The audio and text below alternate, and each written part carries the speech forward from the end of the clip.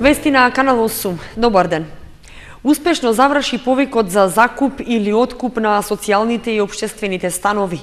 Најголем дел од станарите сакаат да склучат договор на 5 години, со што ќе го продолжат користењето на просториите во кои досега и живееле.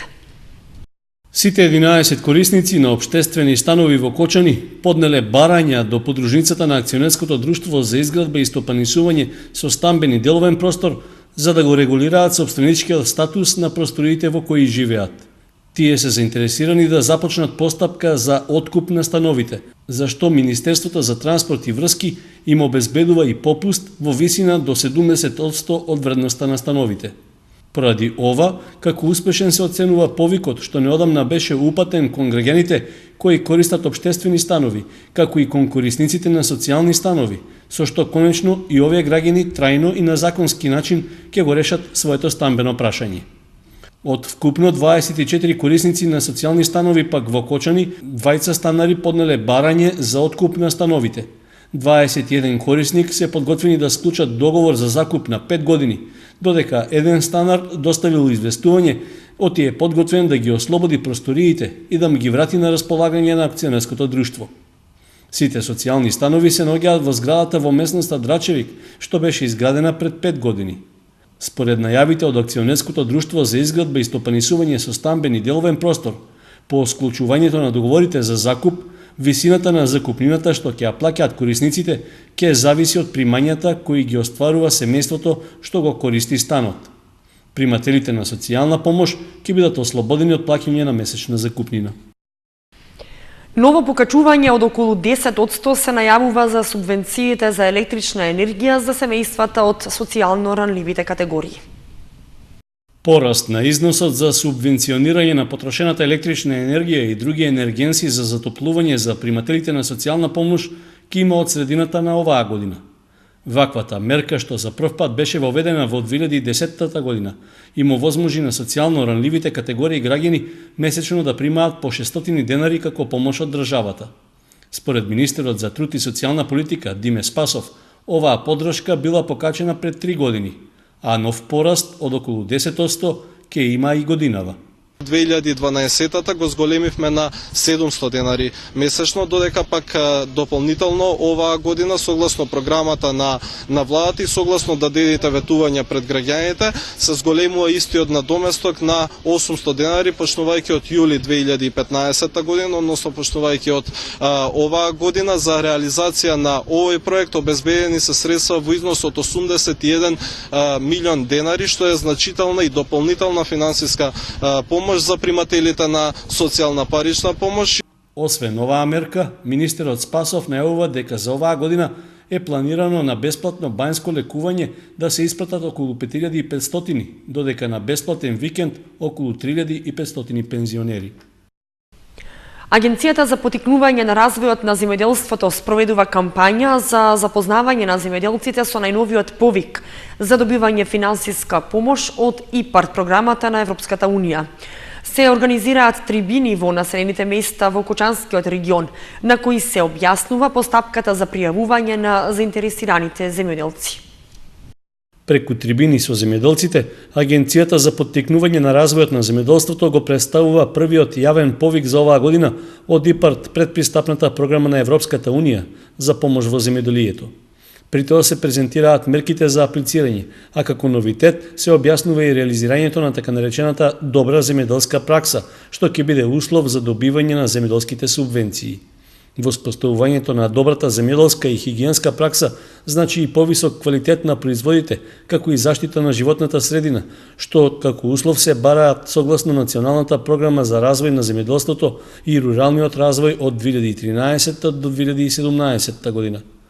Трибина за представување на повикот од ИПАРД програмата се одржа во Облешево, при што беше речено дека тој вклучува 3 мерки, односно мерката 101, што се однесува на примарното производство, потоа мерката 103, намената за преработка и маркетинг на земјоделски производи, како и мерката 302, што се однесува на диверзификација и развој на руралните средини.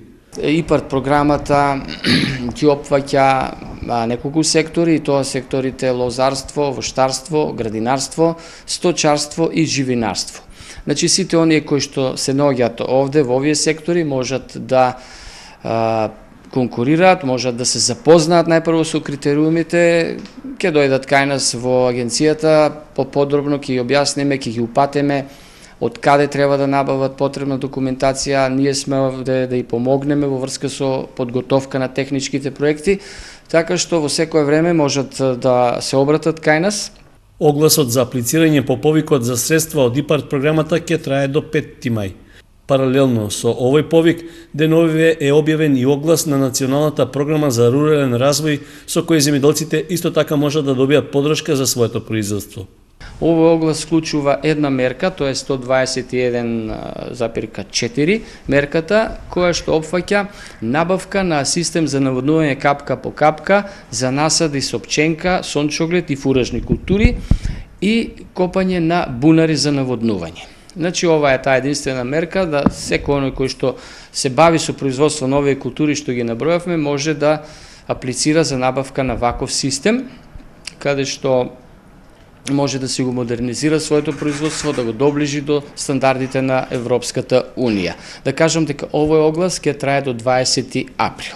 Трибини за представување на новиот повик од ИПАРТ програмата досега се одржаа во Оризар и Облешево, а во наредните денови се планирани и за земјоделците од Зрновци, Чешиново и останатите населени места што гравитираат кон Агенцијата за поттикнување на развојот на земјоделството од Кочани. Потребно е трајно решение на проблемите со левиот магистрален канал во Виница. Тоа го отвора и горливото прашање за односите меѓу водните заедници и водостопанското предпријатие, каде и понатаму рак рана се финансиските средства. Проблемите со левиот магистрален канал од хидромелиоративниот систем траат подолго време. За истиот да функционира, водната заедница треба да ги подмири обврските кон водостопанството предпријатие. Советниците апелираат до локалните власти во рамки на нивните надлежности да се направи обид за решавање на овој проблем. Значи, тоа е проблем на граѓаните, дали може, не е прашање, сугестија, дали може нешто како општина да преземеме во тој дел. Затоа што образложението дека не плаќат нашите граѓани па поради тоа не се пушта канал, не држи за тоа што знаеме дека и еве да не набројувам и у Ризари, и у Кочани, и у Облеш, и у Чешиново, не плаќат па имат вода цело лето. Иако па хидромелиоративниот систем или браната е на територија на општина Виница повеќето. А имаме ние како Виница проблеми. Градоначалникот Дончев вели дека со ваквата поставеност на работите системот за наводнување не функционира. Тој заедно со земјоделците од Виничко работи на решавање на овој проблем уште од почетокот на својот мандат. Јас уште од 2010-та постојано со водните заедници, сите и водната заедница на Виница, Кочани, сам како дел од преговарачкиот тим, како што рече, нивно образложение не давате пари, нема вода. Па преговараме, ајде да собере 50.000, 100.000, па се пуште, па вие да пуштат водата и тоа се така се провлача неколку години и веќе не иде така работа, не може да функционира. Последно време имаше проблем, никој не кеше да се нафане председател на водна заедница или управен одбор на водна заедница Виница, ути сите земјоделци по него трчат, не. А он не е моќен, пошто нема уплати, не му пуштат вода. Според градоначалникот Дончев, проблемот мора да се решава системски, а не како досега површно. Трајното решение на проблемот не може да се очекува годинава, но кога е во прашање системот за наводнување, постои долгорочен план што го подготвува владата. Пошто има и стратегија на владата за реконструкција и изградба на оние канали за наводнување. Сите ги знаеме од порано каналетките, основниот канал, че реконструкција на комплетниот систем за наводнување у Македонија има веќе направена програма и тоа и со години има чак и буџет по колку пари ќе се улават секоја година у тај дел. Тука сигурно знаете дека наш најголем проект е за нашиот регион, најзначајен е браната Речени у Кочани, кој што систем за наводнување опфаќа и општина Виница. Владата на Република Македонија минатата година започна со подготовката на нацрт стратегија за реконструкција на системот за наводнување низ државата, со што се предвидува во следните 10 години да бидат инвестирани над 200 милиони евра, со што се очекува целосно да се реформира овој систем. Дел од подготовките се веќе започнати, некои од системите за наводнување ќе се реконструираат и санираат, дел ќе се прошируваат, а ќе се градат и нови брани со своји сопствени системи за наводнување.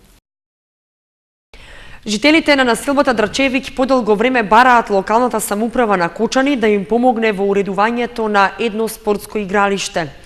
Ветувања добивале, но засега на терен нема никакви активности. Никакви инфраструктурни содржини за забава на најмладите немаат жителите на кочанската населба Бејрут, што е една од најновите во градот.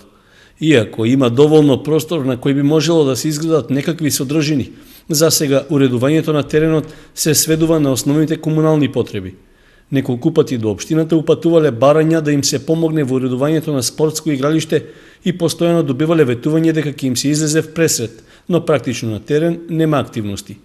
Жителите ја искористија и можноста преку советот на општината да побараат барем минимална поддршка за да се реализира нивната иницијатива. Вие како локална самоуправа само да не го обележите, а ние со акција самите ќе си го уредиме. Да не дојде нели ние на своја рака дека сакаме да правиме, да не го обележите, а ние самите ќе се снајдеме со сопствени средства да го решиме. Според Георгиев, жителите на населбата не бараат современо спортско игралиште, туку само основно уредување на празниот простор, што може да служи за забава и рекреација на најмладите. Од општинската администрација неколку пати добиле одговор дека единствена пречка што досега не се реагирало биле временските услови. Кога ќе се отвори времето, сезоната, кога може, сега сепак не може да се приде таму, ќе го направиме тоа за да може да самите граѓани да си го уредат.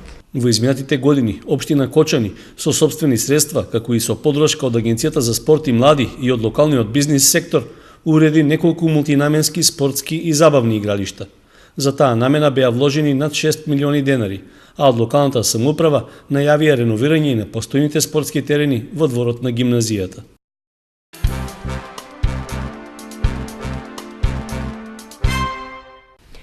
Награда за Средното општинско училиште Ванчо Прке од Технолошко-металуршкиот факултет. Две ученички учествуваа на регионален надпревар за наноматеријали со свој истражувачки проект. Ученичките Елена Велинова и Марија Мицевска од Средното општинско училиште Ванчо Прке го освоија третото место на регионалниот надпревар за наноматеријали во организација на Технолошко-металуршкиот факултет во Скопје. Тие работеа на истражување на кадмиум сулфидните наночестици како материјали на иднината и нивната примена во секојдневието, лични размислувања и пренесување на децидни ставови подкрепени со факти на оваа тема. Нашето лично размислување за примената на кадмиум сулфидните наночестички како материјали на иднината, кои што можат да ја заземат секоја сфера на човековото действување, се едни од корозијата, односно за спречување на корозија.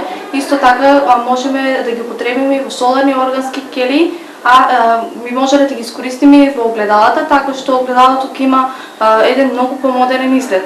Исто така нашето лично размислување за примената на овие материјали, како материјали на иднината, се и во односно во спортската опрема, пливачките одела за пливање, кои што ќе имаат една нанохидрофобна обивка, а таквата нанохидрофобна обивка, кога правилно би функционирале и кадмиум сулфидните наночестички, би можеле да искористиме и за создавање на наночадори. И за среќа ние оваа година го освоивме третото место на регионалниот надпревар, во кој учествуваа презентации од повеќе региони, односно 12 презентации. Нашата презентација беше кадмиум сулфидни наночестички, што ние се потрудивме да ми објасниме нашата содржина и нашето лично размислување. Тоа всушност објаснивме и што е нанотехнологијата како наука, што всушност може да ја промени иднината и нашето лично размислување кои тие би можеле да го користат како една голема идеја во понатамошната иднина. На овој надпревар беа презентирани 12 различни теми од училиштата во Виница, Кочани, Штип и Тетово. Целта во организирање на овие надпревари е поттикнување на истражувачкиот дух и креативноста кај младите, бидејќи иднината на светот е во нанотехнологијата, која секојдневно исфрла нови машини и уреди кои имаат вградено вакви соединенија или користат некои од нив за своите процеси, а овие материјали се произведуваат во новите високотехнолошки фабрики кои се дел од инвестициите што доаѓаат во Македонија. Со презентацијата на кадмиум сулфидните наночестици, проширена и надградена, Средното општинско училиште Ванчо Прке ќе учествува и на државниот надпревар во мај под менторство на професорката Сузана Трајкова. По повод 1 април, денот на шегата, локалните самоуправи на Кочани, Чешиново, Облешево ќе организираат пригодни свечености за најмладите од основните училишта. Оделението за јавни дејности на општина Кочани во соработка со основните училишта и детската градинка на летната сцена во Центарот за култура Бели Мугри организира настап на групни и поединечни маски. Програмата ќе започне во 11 часот, а први ќе настапат децата од градинката. Во 11:30 часот својата креативност низ маски ќе ја прикажат учениците од основното училиште Раде Кратовче, а по нив е настапот на Малина Попиванова. Овогодишната априлијада ќе заврши со основното училиште Свети Кирил и Методи.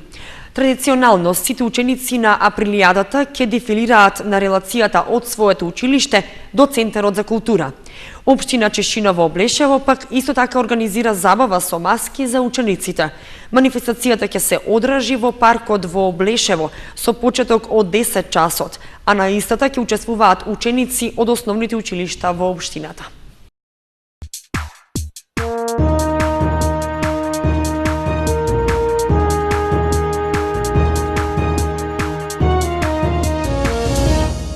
Следуваат спортските информации. Младите винички фудбалери викендов беа дел од фудбалскиот хепенинг на фудбалскиот клуб Вардар. Станува збор за турнир што го организираше клубското раководство во Скопје, во кое беа вклучени и школите кои работат во внатрешноста. Повеќе од 300 дечиња од повеќе градови од Македонија, Виница, Ресен, Охрид, Штип, Валандово, Пешчево и Скопје, беа присутни на голем хепенинг што во организација на фудбалскиот клуб Вардар се одржа викендов на теренот на Агенцијата за млади и спорт во населбата Аеродром. Во желбата преку масовност да се селектираат нови таленти на македонскиот фудбал, фудбалскиот клуб Вардар реши да ги помогне фудбалските школи во овие градови со опрема и реквизити и на тој начин преку заедничка едукација да обезбеди убава иднина за клубот, но и воопшто македонскиот фудбал. Во акцијата преку регионалните единици беа опфатени околу 850 дечиња на возраст од 7 до 13 години. Дружењето мина во организација на Open Fun Football Schools. За фудбалските школи кои избраа да бидат дел од Вардаровото семејство, клубот обезбедува помош за работењето, што вклучува помош во подготовките за изведување на оперативната годишна работна програма за млади категории, помош при стручно усовршување на млади тренери, организирање летни и зимски кампови и правење селекција на млади таленти. Иако имаше одредени понуди, фудбалските школи во Кочани за сега не се дел од Вардаровиот мегапроект. Виничките млади металурзи беа дел од великденските ракометни игри во Кичево. Настапија повеќе од 250 деца во 2 дена, одигрувајќи над 30 надпревари. Прекрасен настан организираше Кичевската школа Карамфиловски металург под името Великденски ракометни игри, кои имаат за цел на едно место да соберат деца од младинските школи од Виница, Кичево, Охрид и Прилеп. Повеќе од 250 деца во 2 дена одиграа над 30 надпревари. Виничките млади металурзи беа дел од Великденските игри, во кои оваа година не се регистрираа резултатите, бидејќи основна цел беше децата да се запознаат и да се дружат. Игрите се одржаа во градската спортска сала Јанчица. Учествуваа повеќе школи со деца од генерациите 1999-2000, 2001-2002, 2003-2004, 2005-2006 и помлади. И тоа ракометната школа, Торо спорт металург од Виница, Карамфиловски металург од Кичево, Хендбол Старс металург од Кичево, Асови металург од истиот град, Сани 14 металург од Охрид и Макаловски металург од Прилеп. Децата беа сместени во мотелот Панорама и во хотелот Арабела.